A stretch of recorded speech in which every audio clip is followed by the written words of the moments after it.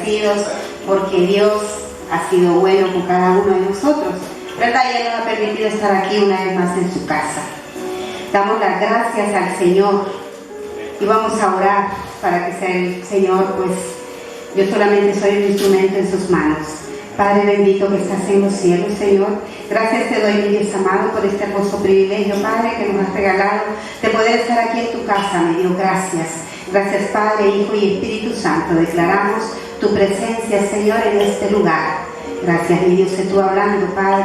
Yo solamente soy un instrumento en tu mano, Padre, que nos podamos ir llenos de este lugar de tu presencia, Padre.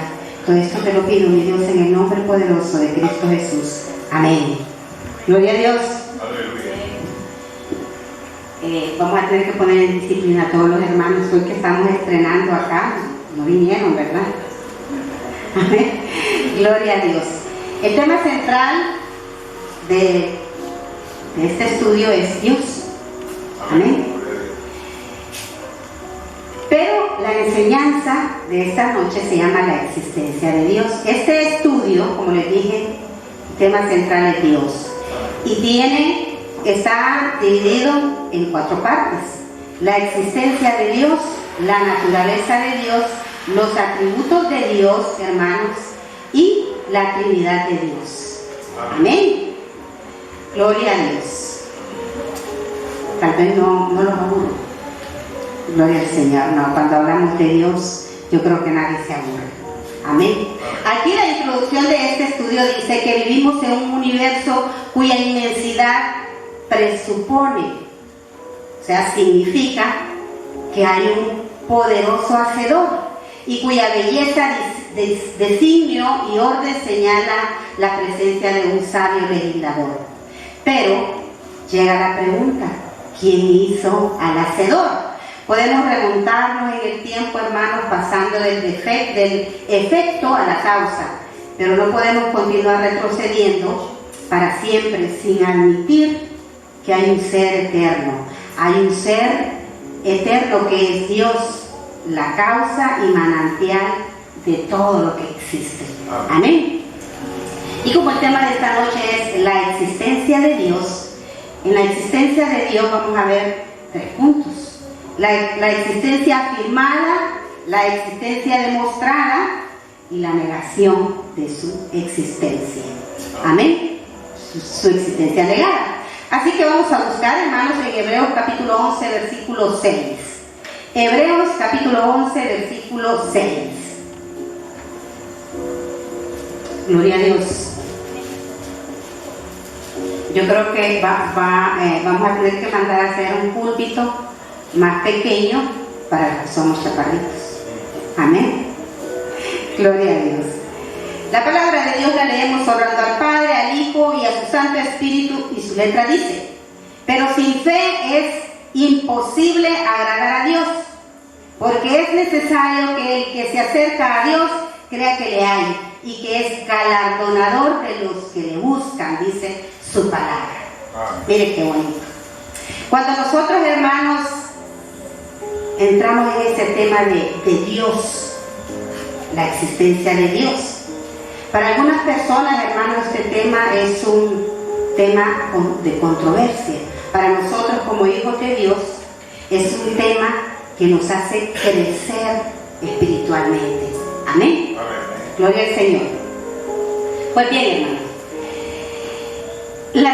su existencia de Dios, vamos a hablar de su existencia afirmada. En ninguna parte de la Biblia trata de demostrar, o sea, la Escritura no demuestra, no hay mediante pruebas convencionales, ¿verdad? Se le asume como prueba evidente la creencia natural del hombre. Entonces, pero ¿qué es la creencia natural del hombre? Es aquello que decidimos nosotros creer y afirmar sin que tengamos el conocimiento o las pruebas de que algo sea cierto, verdaderamente cierto. O sea, esa es la creencia que nosotros tenemos natural y afirmamos que hay un Dios. Pero aquí cuando nos dice, hermanos, pero sin fe es imposible agradar a Dios, porque es necesario. Oigan, hay una necesidad. La fe en nosotros, hermanos, es una necesidad. y Dios nos regala ese hermoso privilegio, hermanos, de poder acercarnos a Él. Pero ahí tenemos que tener la fe, es una necesidad, es un requisito. Entonces, ¿para qué? Porque dice que es necesario que el que se acerca a Dios crea que le hay, ¿verdad? Aquí esta cita bíblica, hermanos, es un punto de inicio entre la relación del hombre y Dios. Porque como vamos a acercarnos a Dios si no tenemos fe, o sea, es necesario. Pero mire, más abajito dice en Salmo 14:1, dice el necio en su corazón, no hay Dios, se han corrompido, hacen obras abominables, no hay quien haga el bien. ¿Y qué significa necio, hermano? Prácticamente es impío, de aquel que aleja a Dios de sus pensamientos, lo desecha de sus vidas. Necio, dice. Cuando dice necio, no es que el hombre está incapacitado, hermanos, para entender, sino que es insensible a lo moral y a lo espiritual. Amén. No hay Dios. Quiere decir, cuando esa persona dice no hay Dios, es un ateo práctico. No hay Dios, ¿verdad? Porque usted y yo no necesitamos pruebas de que existe Dios. O sea, la naturaleza misma, hermanos, es testigo de que Dios existe. Amén.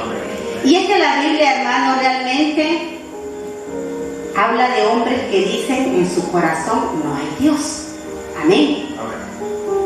Gloria al Señor. Decimos que estos son ateos prácticos, o sea, esos que buscan y dicen no hay Dios. Hay necesidad, aquí hay otra necesidad, pero de vivir alejados de Dios. ¿Por qué? Porque el enemigo ha penetrado en el hombre por la maldad.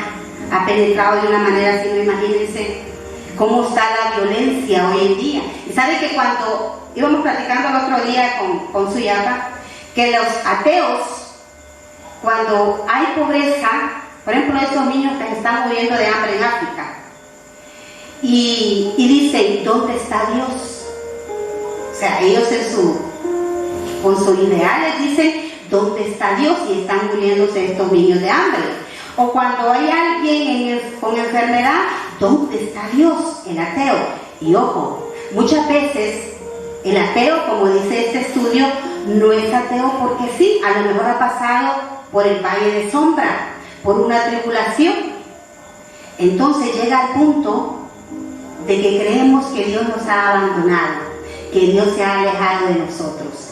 Entonces, pero lo peor que podemos nosotros, el peor error, hermanos, que nosotros podemos cometer, es decir, Señor, ¿dónde estabas cuando tal cosa? El Señor siempre ha estado ahí, Dios siempre ha estado ahí. O sea, creemos que nosotros tenemos que tener las cosas porque sí. O sea, no nos gusta pasar por el proceso. Entonces, cuando decimos ateos prácticos, son ellos que viven y hablan como si Dios no existiera. Los ateos teóricos son aquellos que afirman aferrarse a una creencia intelectual. ¿Y cuál es la creencia intelectual, hermano? Pues los que estudian, que supuestamente dicen que nosotros somos descendientes del mono y que a medida que ha pasado el tiempo el hombre ha evolucionado. Pero la Biblia a mí y a usted nos dice que nosotros somos creación de Dios. Amén. Entonces podemos decir con toda seguridad, hermanos, que Dios es quien nos creó y todo lo que existe. Y miren, y no se trata, hermanos, de demostrar la existencia de Dios. ¿Por qué? Porque en la Biblia, en el Antiguo Testamento, no hay pasaje que nos indique que el hombre alcanza el conocimiento de la existencia de Dios por medio de la naturaleza o el conocimiento de los acontecimientos de la providencia. Siendo que en el Antiguo Testamento, hermanos, se pensaba tan poco de discutir si Dios existía. ¿Por qué? Si no, acordémonos allí en Éxodo 3, cuando Dios le habló a Moisés y dice que la zarza ardía y dice que no se consumía, dice la lectura, hasta cantando la alabanza, ¿verdad? Entonces me imagino que si Moisés, en ese tiempo no había lentes, pero me imagino que si tenía lentes y hacía así, porque no miraba aquello como una visión, ¿verdad? Como cuando nosotros miramos algo que no nos convence, pero cuando el ángel de Jehová le habla, dice, y que le dice que se quite la sandalia, porque donde está parado es tierra santa. Entonces, ¿cómo podían estos hombres estar tratando de demostrar que Dios existe cuando su mente y su conciencia o su fuero interno, hermanos, estaban tan conectados, tan impregnados de los pensamientos de Dios, que era que lo guiaba a escribir la historia? Amén. Entonces, hermanos, Dios ahí es donde comienza la relación con el hombre, porque dice que allí fue donde le dio los mandamientos a Moisés. Amén. Dice que la idea de que el hombre llega a conocer a Dios o alcanza comunión con Él por medio de sus propios esfuerzos es completamente extraña en el Antiguo Testamento. Dios habla, aparece y el hombre escucha y contempla. Cuando Dios se acerca al hombre, acuerda un hecho o inicia relaciones especiales con el hombre. Él da mandamientos, el hombre los recibe con actitud pensante, reflexionando sobre el invisible, llegando a conclusiones con respecto a él, o ascendiendo a concepciones elevadas de la divinidad. Miren qué bonito. Y eso es lo que se mostró allí en el monte de Horeb, ¿verdad? Así se le llama también el monte de Horeb, porque dice que la zarza ardía y no se consumía. Amén. Eso es la existencia afirmada, porque estamos seguros de que Dios existe. Nosotros no necesitamos pruebas de que Dios existe, pero vamos a ver la existencia demostrada. Si las escrituras, hermanos, no nos demuestran a nosotros razones, una demostración razonada de que Dios existe, entonces, ¿por qué estudiamos nosotros la Biblia? Para convencer a los que buscan sinceramente a Dios, es decir, aquellas personas cuya fe ha sido oscurecida por alguna dificultad. ¿Por qué? Porque quieren decir que les demuestren que Dios existe. Miren lo que nos dice en Lucas 16:31, si quieren lo buscan, hermanos. Lucas capítulo 16, versículo 31 dice: Mas Abraham le dijo, si no oyen a Moisés y a los profetas, tampoco se persuadirán, aunque alguno se levantare de los muertos. O sea, que ni aún así van a creer. Un ateo, ya le pueden poner las pruebas que sean, no va a creer, porque ellos están encerrados en su forma de pensar. Gloria al Señor. Segunda, para fortalecer la fe de aquellos que ya creen, o sea, nosotros estudiamos las pruebas no para creer, porque ya creemos, es para enriquecernos espiritualmente, con el objetivo de enriquecer nuestro conocimiento de la naturaleza de Dios. Pues existe, ¿acaso objeto mayor de estudio que meditación? ¿Qué? ¿Se recuerdan en las Sagradas Escrituras, el primer estudio que tuvimos, a un estudioso dice que él quisiera que la vida se le prolongara más y el único libro que él tuviera sería la Biblia? Entonces, la Biblia es el único libro en el cual nosotros tenemos todas las respuestas a todas nuestras inquietudes, a todas nuestras preguntas. Vamos a ver, ¿en dónde encontramos evidencia de la existencia de Dios, hermanos? En la creación misma, porque ya dijimos que la misma naturaleza, la creación, es testigo de que tenemos un creador. En la naturaleza del hombre y la historia humana. De estas tres esferas deducimos 5 evidencias o pruebas de que Dios existe. Dice, el universo debe tener una causa primera, o sea, un creador. Se trata del argumento cosmológico, palabra que se deriva del vocablo cosmos, que significa mundo. El diseño evidente en el universo indica que debe existir una mente suprema, que lo hizo todo. Se trata del argumento teleológico, palabra derivada del vocablo teleos, cuyo significado es diseño o propósito. La naturaleza del hombre con sus impulsos y aspiraciones indica la existencia de un gobernante personal, Se trata del argumento antropológico de un vocablo griego, antropos, que significa hombre. La historia humana nos proporciona evidencia de una providencia que todo lo dirige. Se trata del argumento histórico. La historia universal, hermano, es un argumento basado en un consenso unánime. O sea, todos llegamos a ese acuerdo, hermanos, que existe Dios. Gloria al Señor. Entonces, como vamos a ver el argumento basado en la creación, la razón nos dice, no sé si se acuerdan cuando estábamos en la escuela, pues hoy en día hasta maquetas hacen, ¿verdad? De todo el universo, los planetas.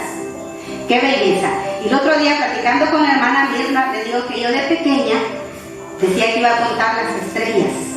Qué cielo tan bonito cuando estaba el cielo estrellado y aquella luna resplandeciente. Yo decía, corría y yo decía que la luna me seguía. Entonces, a lo que quiero llegar, que nosotros miramos para arriba, hoy rara vez miramos para el cielo, porque estos teléfonos, todos pasamos en el teléfono. Entonces, en la noche no nos procuramos a ver esa belleza que tenemos sobre nuestras cabezas, ¿verdad? Entonces, la razón nos dice que el universo debe haber tenido un comienzo. Todo efecto debe tener una causa adecuada. El universo es un efecto y por lo tanto debe tener una causa. Consideremos el universo. Aquí está explicado desde la Vía Láctea y de todas esas cuestiones que hay en el universo, en el cosmos. Pero me va a llevar tiempo. Es bonita esta lectura, pero me la voy a saltar. Entonces, consideremos, hermanos, que la lectura dice que el sol es más grande que la tierra. Nosotros somos pequeñitos. Y observemos o imaginémonos nuestra tierra llena de personas, plagada de personas, la existencia de nosotros. Entonces, la existencia misma de la cual apela una inteligencia superior y designio, naturalmente surge de la pregunta, ¿y cómo se originó todo? ¿Cómo comenzó? Pero nos vamos al libro de Génesis 1:1, donde dice, en el principio creó Dios los cielos y la tierra, dice, ¿verdad? En el principio. Aquí nos representa la historia de la creación, los cielos y la tierra, hermanos. Y nos dice que fue Dios, porque dice, creó Dios. Creó, aquí está, en singular, o sea que significa crear de nuevo, porque ¿qué dice el 2? Dice que la tierra estaba desordenada. Entonces que Dios mismo crea de nuevo, crear de nuevo, siendo Dios mismo, Él renovó algo.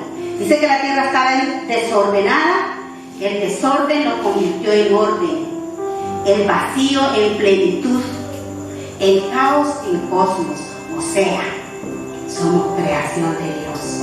¿Hay alguna duda? Busquemos la Biblia, porque como hemos dicho siempre, a través de todas las enseñanzas, la Biblia nos lo dice, que la Biblia es escrita por hombres e inspirada por Dios. Amén. Que es para instruirnos a nosotros en la vida espiritual. Entonces, hermanos, aquí, la vez pasada tuvimos una enseñanza con el hermano Luisito, donde nos preguntó que quién era primero, el huevo o la gallina, ¿verdad? Esa pregunta que hasta de mente sirve, que quién fue primero, el huevo o la gallina. Ahí lo encontramos en Génesis 1:20, que fue primero.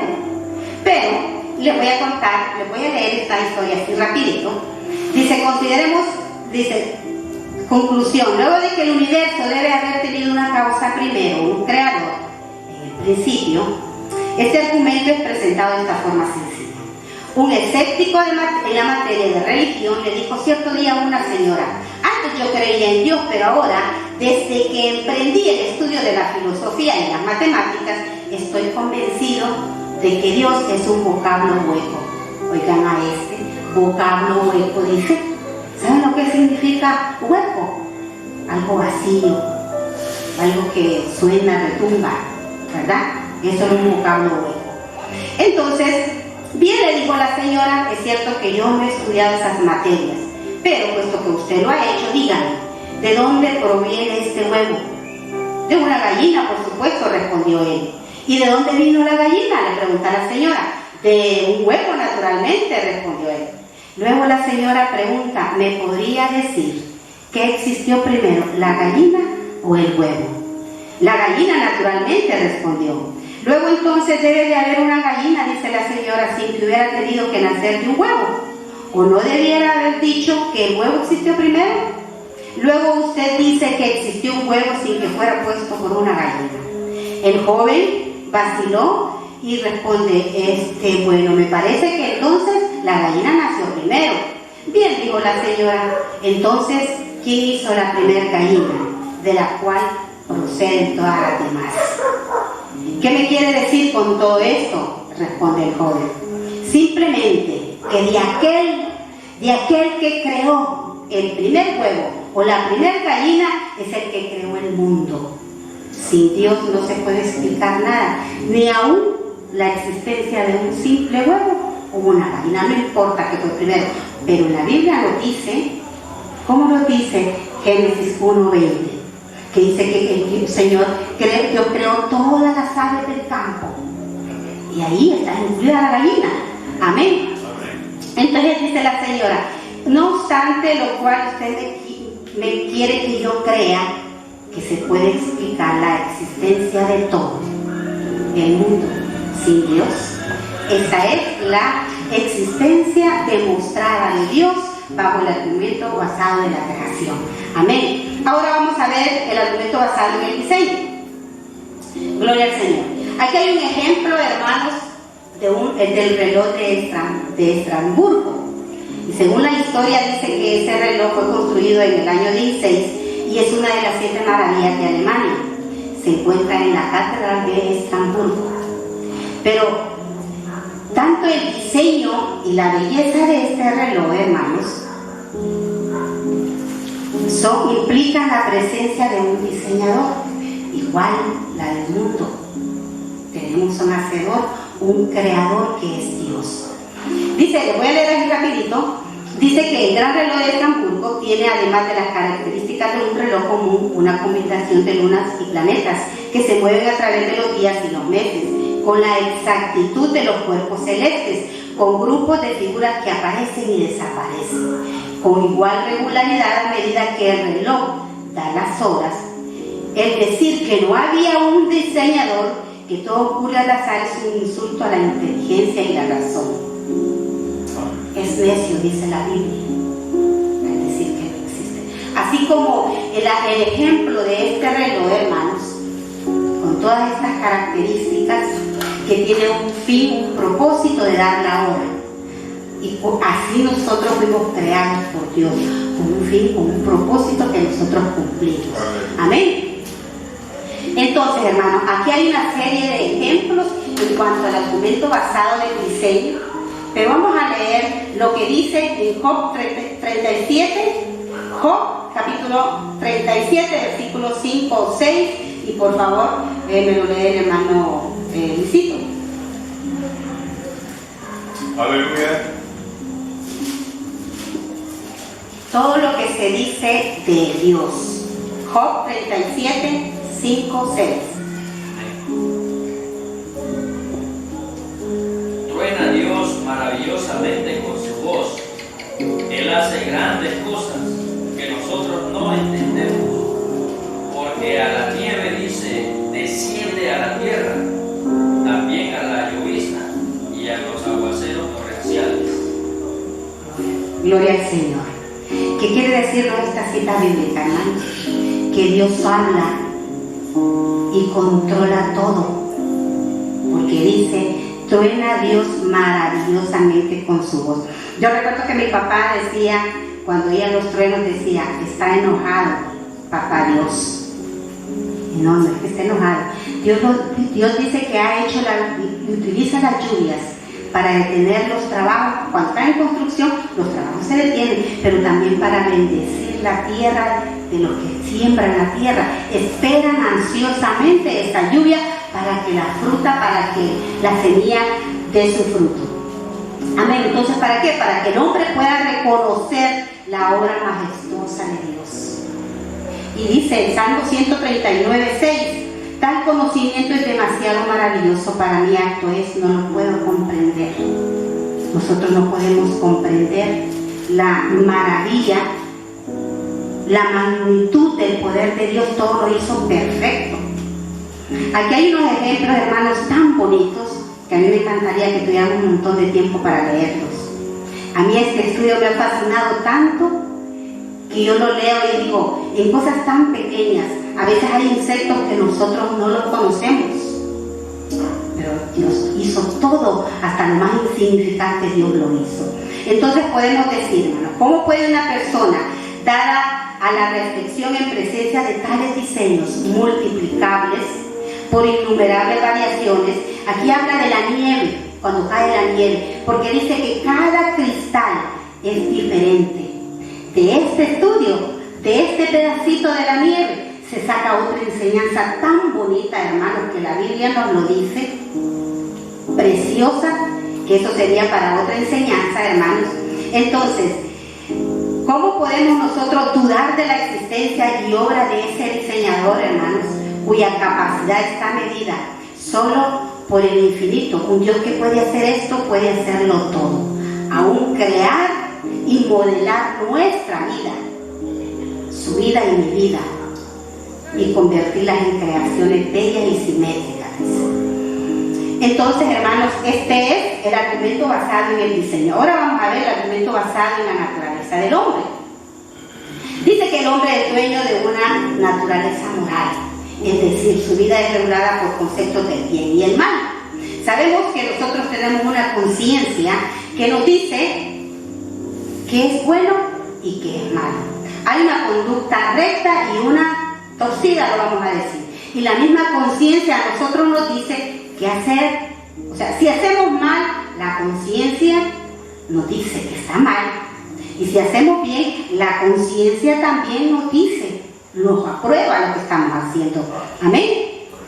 Entonces podemos decir que ese conocimiento es denominado conciencia, como nos ha explicado. Recuerdo cuando yo escuché la primera vez ese fuero interno y que el pastor nos dijo que era fuero interno. Yo en el mismo día yo lo fui a buscar bueno, a ver qué quería decir fuero interno, y en verdad es la conciencia de nosotros. Esto entonces es nuestra naturaleza. Todos traemos por naturaleza que tenemos un Dios. Mire, la historia que le voy a contar del señor Butler dijo lo siguiente con respecto a la conciencia: si poseyera poder, en la medida que posee autoridad manifiesta, luego gobernaría. Esto es de la conciencia.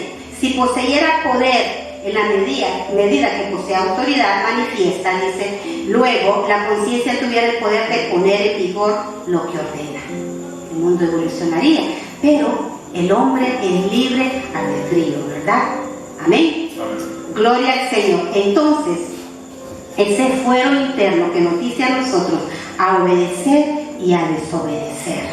Entonces, imagínense nosotros, si el hombre se sienta como una persona responsable, dos cosas, dijo este señor filósofo, dos cosas me llenan de asombro: el cielo tachonado de estrellas sobre mi cabeza y la conciencia, en lo moral, hablándome a mí, a la conciencia, o sea, por dentro de mí, el fuero interno.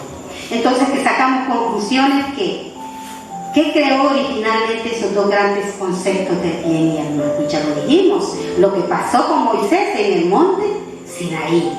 Ahí fue también, yo recuerdo la enseñanza del hermano Luisito, ¿quién fue? Que escribió, pero no me acuerdo cómo fue la pregunta, pues fueron los 10 mandamientos, que los escribió Dios, porque los escribió Él, con puño y letra de Él. No le conocemos a Dios, pero lo sentimos. No necesitamos pruebas para creer que tenemos un soberano, un creador. Y mire lo que nos dice el Salmo 42:2. Dice: mi alma tiene sed de Dios, del Dios vivo. ¿Cuándo vendré y me postraré delante de Dios? O sea, la conciencia, ese fuero interno, hermano, que nos hace que nuestra alma sienta sed, así como sentimos sed, así como tengo sed ahorita yo, de agua, ¿verdad? El cuerpo nos lo pide. Así en nuestra alma siente sed de Dios, ese anhelo por estar en la presencia de Dios. Y este es el argumento basado en la naturaleza de Dios. Ahora vamos a ver el argumento basado en la historia del hombre, perdón. Dice, la marcha de los acontecimientos en la historia mundial proporciona prueba de que existe una fuerza y una providencia que los rige. Toda la historia de la Biblia fue escrita para apelar a Dios en la historia, es decir, para ilustrar la obra de Dios en los asuntos humanos. Los principios de lo moral de Dios se manifiestan en la historia de las naciones, tanto como en la experiencia del hombre. Escribe este reverendo Clark: el protestantismo inglés considera la derrota de la Armada Española como una intervención divina. La colonización de los Estados Unidos de América por migrantes protestantes los salvó de la suerte corrida por América del Sur y por ende salvó el mundo para la democracia. ¿Quién podría negar que la mano de Dios está en todo esto? Y miren, lo vamos a buscar, hermanos, en Salmos 75:7. Miren lo que nos dice: mas Dios es el juez, a este humilla y a aquel enaltece. Y Daniel 2:21 dice: Él muda los tiempos y las edades, quita reyes y pone reyes, da sabiduría a los sabios y la conciencia a los entendidos. Entonces, ¿qué más pruebas queremos? Que Dios esté en asunto de este inicio de la creación. Él nos creó, bendito Dios. Y les voy a leer aquí una historia. No miro el reloj.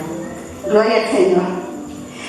Una historia del señor Pearson, dice, en su libro en inglés titulado, yo no puedo leer en inglés, pero puedo leer español, dice: Los nuevos hechos de los apóstoles. Dice que él anuncia evidencias de la providencia rectora de Dios en la historia de las naciones modernas, especialmente el trato de Dios con individuos, evidencia su participación activa en los asuntos de los hombres. Y una historia tan preciosa de un ateo que se llama Carlos Bradlaugh, que fuera en su época, dice, uno de los más destacados ateos ingleses. Le hizo un desafío a un predicador cristiano. Ese también se llama Carlos, pero Carlos Hugo Pritz, vamos a decirlo así, a un debate. Este predicador aceptó el debate, hermanos, pero le puso las siguientes condiciones.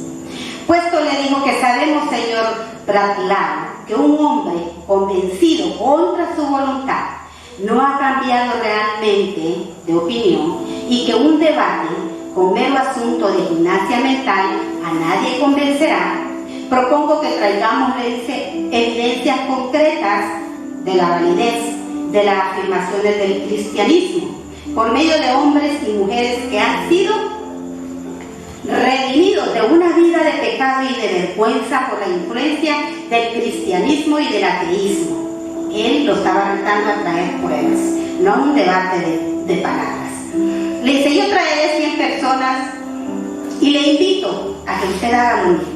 Si no puede traer 100, señor Bradlaugh, le dice, para igualar a los 100 que yo traeré, quedaré satisfecho si trae 50 hombres y mujeres que testifiquen que han sido salvadas de una vida vergonzosa por la influencia de sus enseñanzas ateas.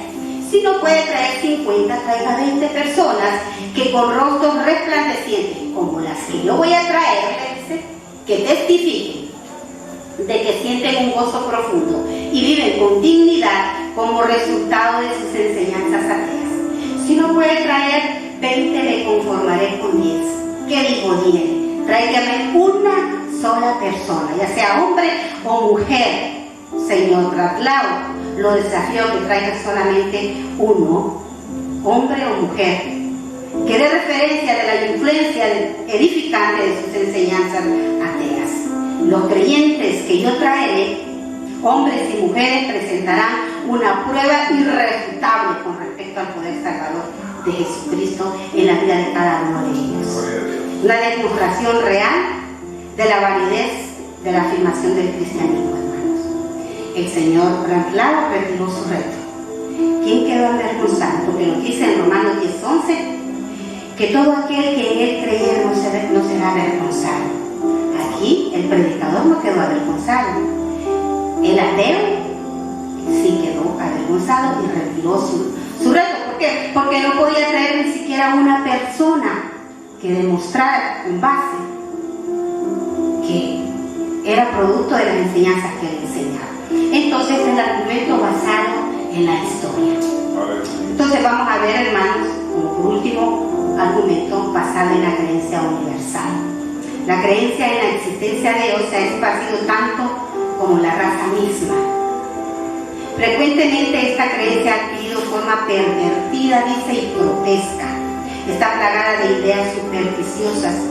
Esta posición ha sido atacada por algunos que afirman que hay algunas razas totalmente desprovistas de la idea de Dios. Pero el señor Heuns, erudito en antropología y religión, compara y afirma que este punto de vista, como lo sabe todo antropólogo, ha caído en la tumba de controversias muertas.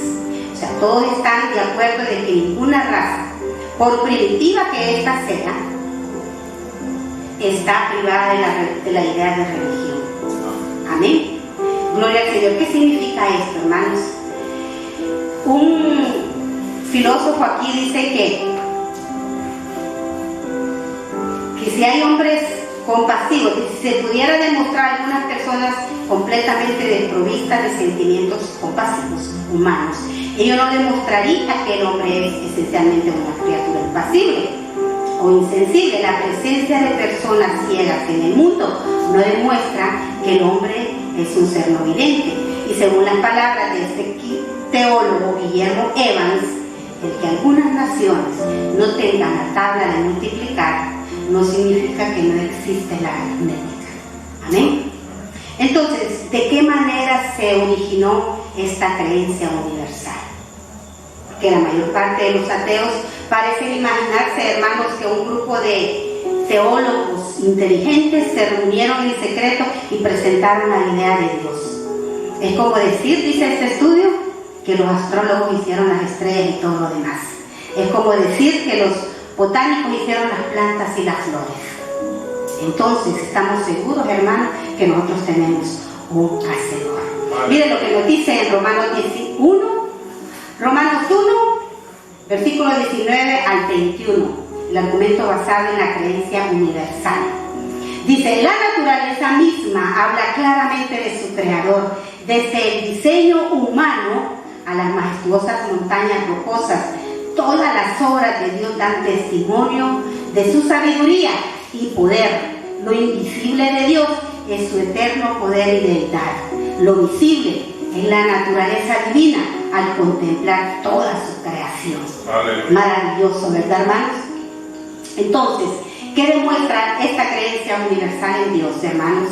Demuestra que la naturaleza del hombre está constituida de tal manera como para entender y apreciar esa idea. Un escritor lo ha expresado de la siguiente manera: el hombre es incurablemente religioso. Esa creencia profundamente arraigada ha producido una religión que en su más amplio significado abarca 1. La aceptación de que existe un ser superior a las fuerzas de la naturaleza. 2. Un sentimiento de dependencia de Dios como fuerza que controla el destino del hombre.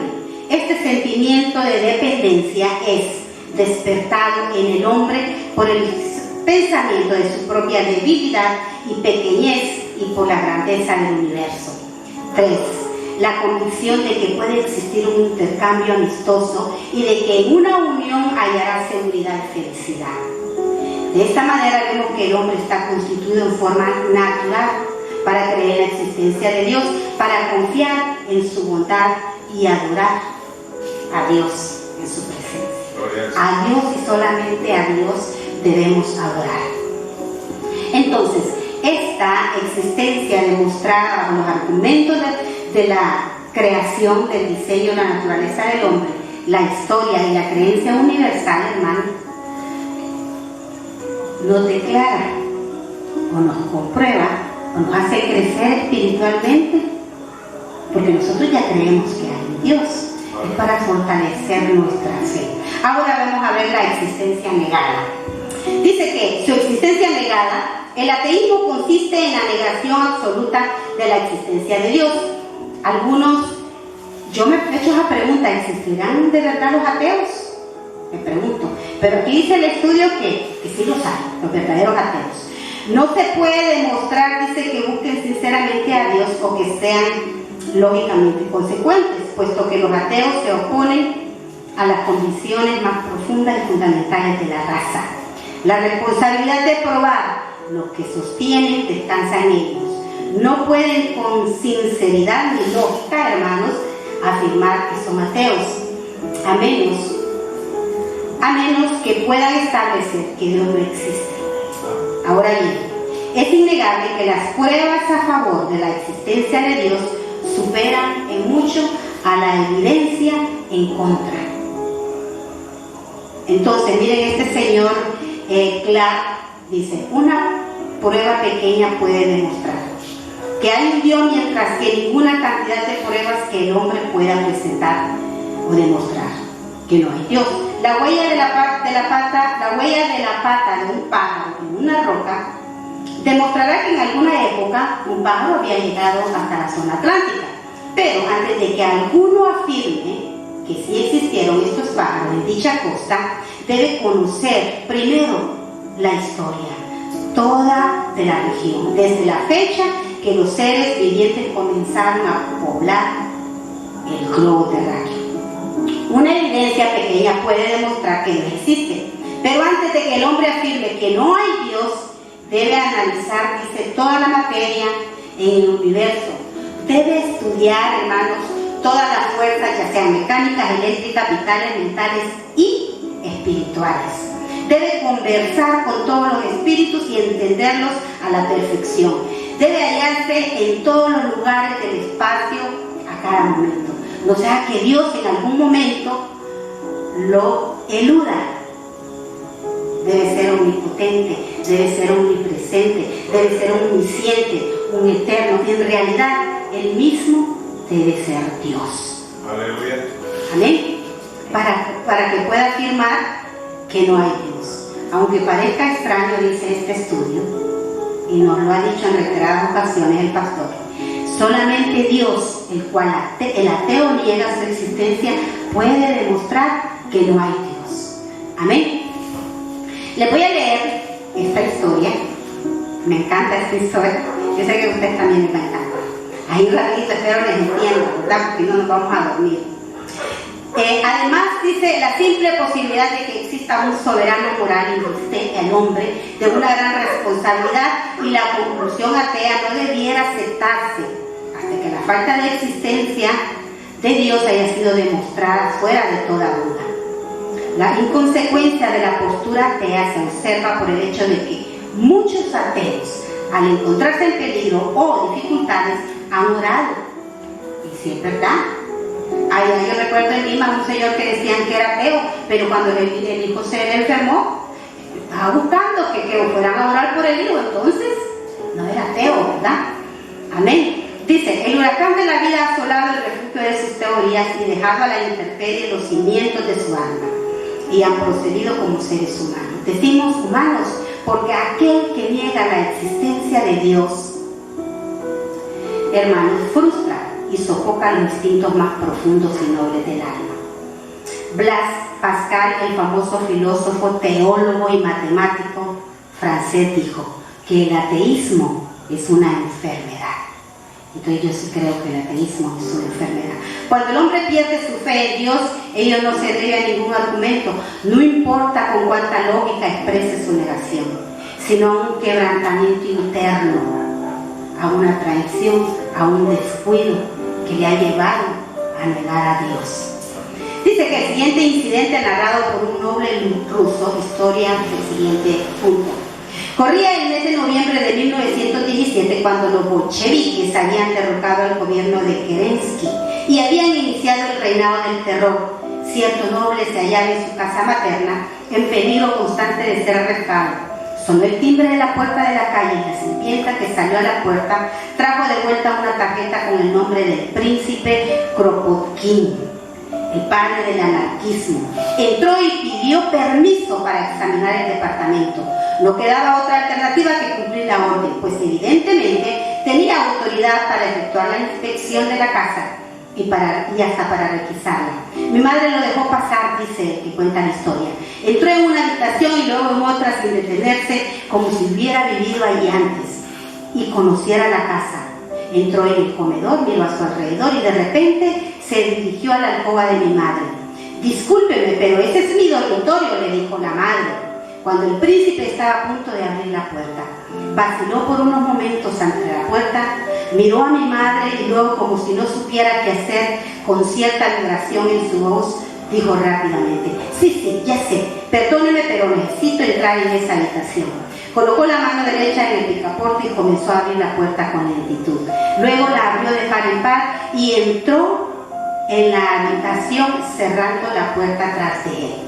Tal era mi indignación, dice el hijo de esta señora, por la conducta del príncipe, que estuve a punto de reconvenirle, o sea, de impedirle que entrara. Me acerqué a la alcoba, abrí la puerta de un tirón y me quedé plantado en el lugar. El príncipe Kropotkin se encontraba, dice, de rodillas orando. Un ateo. Se encontraba de rodillas orando en la habitación. No le podía ver yo el rostro, pero ahí de rodillas parecía tan humilde y musitar con fervor una oración. Tan absorto, dice la lectura, pero pienso que es tan concentrado estaba que ni siquiera se dio cuenta que yo me encontraba ahí. Un instante toda mi ira, mi odio hacia este hombre se evaporó como niebla bajo los candentes rayos del sol. Me embargaba emoción profunda y cerré sigilosamente la puerta. El príncipe Kropotkin permaneció por la habitación por más de 20 minutos. Me perdí. Por más de 20 minutos, dice. Entonces, dice que estaba, por fin, dice, pasar los 20 minutos, se abrió la puerta de la habitación y apareció el príncipe con una actitud de un niño cuando es descubierto en una travesura. Y cuando estaba leyendo esta lectura, hermano, se me vino a la mente a mi hijo, Carlos Alfredo. Recuerdo que yo de chiquito, si él hacía una travesura y había sido descubierto, entonces se me vino a la mente esa imagen, porque como dice, era la actitud de un niño como si hubiera sorprendido en una falta.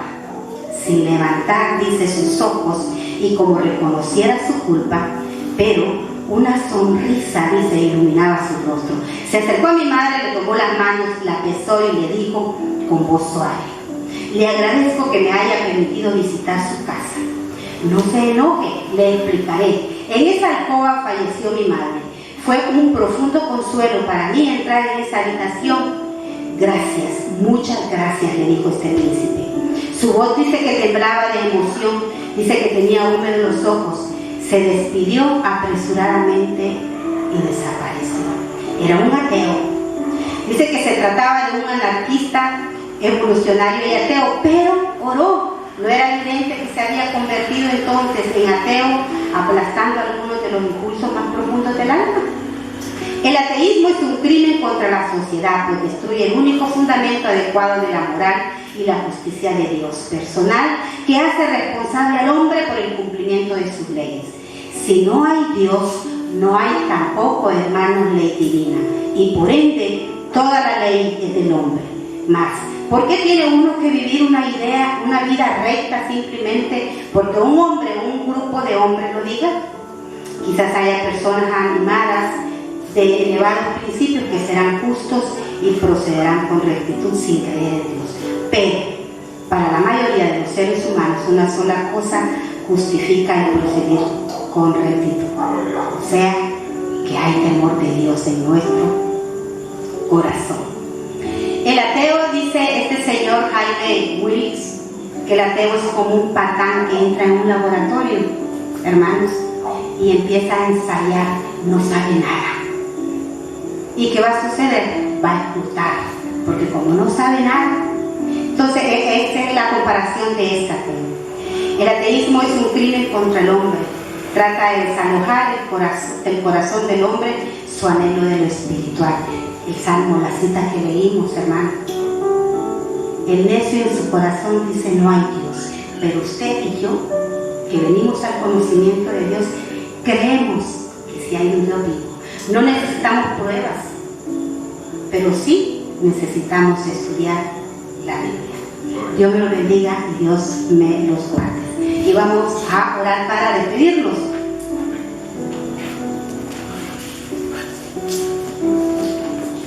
Amado y buen Padre que habitas en gloria, Señor, gracias te doy, mi Dios amado, por este hermoso privilegio, Señor, que nos has regalado, que hemos podido estar aquí en tu casa, Señor. Te hemos alabado con gozo y con alegría, mi Dios. Que cada día podamos venir, Señor, aquí hasta tu casa a recibir tu palabra. Esa palabra que es viva, que es eficaz, esa palabra que nos nutre, Señor amado, cada día, Padre, para seguir adelante, triunfantes, victoriosos, contigo de la mano. Nos vamos de este lugar, Señor, pero no de tu presencia. Bendice a cada uno de mis hermanos, los que están aquí y los que no, los que se quedaron en su casa también, Padre. Bendíceles ahí donde quiera que se encuentren. Si hay alguno que está en una situación difícil, sé tú, Señor, visitándole. Si hay necesidad de salud, Señor, pon tu mano de poder, Padre. Declaramos, Señor amado, que eres tú nuestro médico por excelencia, Señor. Muchas gracias, mi Dios amado. Gracias.